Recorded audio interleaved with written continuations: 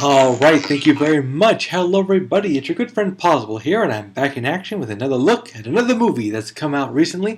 This one again came out not too long ago, and I was really looking forward to seeing this one.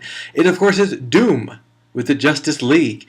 Here we find the Justice League under attack by some of their worst enemies, each respectively. You've got Metallico for Superman, Bane for Batman, Chitara, not Chitara, that's Thundercats. But anyway, the cheetah chick, she's from Wonder Woman, and that green guy for Marvin Manhunter. Anyway, they were brought together by Vandal Savage, who comes out to defeat the superheroes using information he got from Batman. A lot of people like this story. It was from the Tower of Babel storyline that happened pretty far back now that I think about it. Actually, this was back during a time when I was actually reading comic books. I never caught up with Tower of Babel. I caught up with what happened in the aftermath of Tower of Babel. One of my favorite storylines right there. Tower of Babel, really good idea. The whole idea that Batman was betraying the Justice League by scrutinizing them, watching for their weaknesses, and setting up deterrence against them should they ever lose control. The fact that he didn't tell anybody bothers him the most, and the fact that they couldn't really trust him anymore led to a lot of what happened in Doom. It's more of a storyline version of it. One thing I have to admit with Doom and Flashpoint Paradox, the movies now, there's a heavy reliance on Cyborg, because everyone really knows who these people are. We know Batman, we know Wonder Woman, Green Lantern, Flash, Superman, but we don't know Cyborg. And so when people are looking to scrutinize the Justice League and they're looking for someone who could really fight them, Cyborg often gets forgotten. So he comes up saving the day because people don't remember that he's even out there.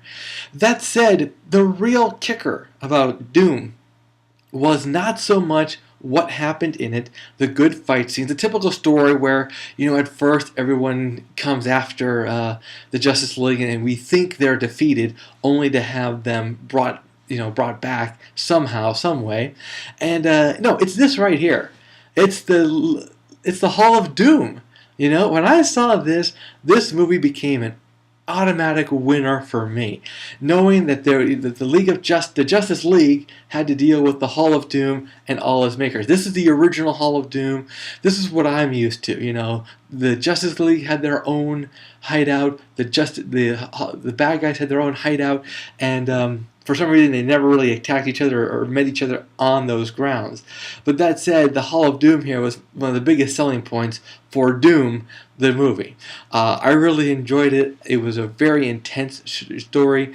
It was very powerful when Batman was talking to Alfred, and he says, "We gotta go. The Justice League is under attack." And Alfred's like, "From who?" And Batman's like, "From me."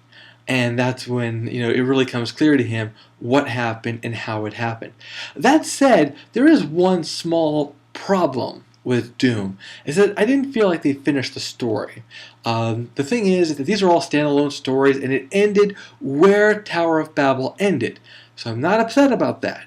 But what I am upset about is that they're not making the next continuation, the story that kind of brings Batman back to the Justice League. Not to mention the fact that there's a storyline where,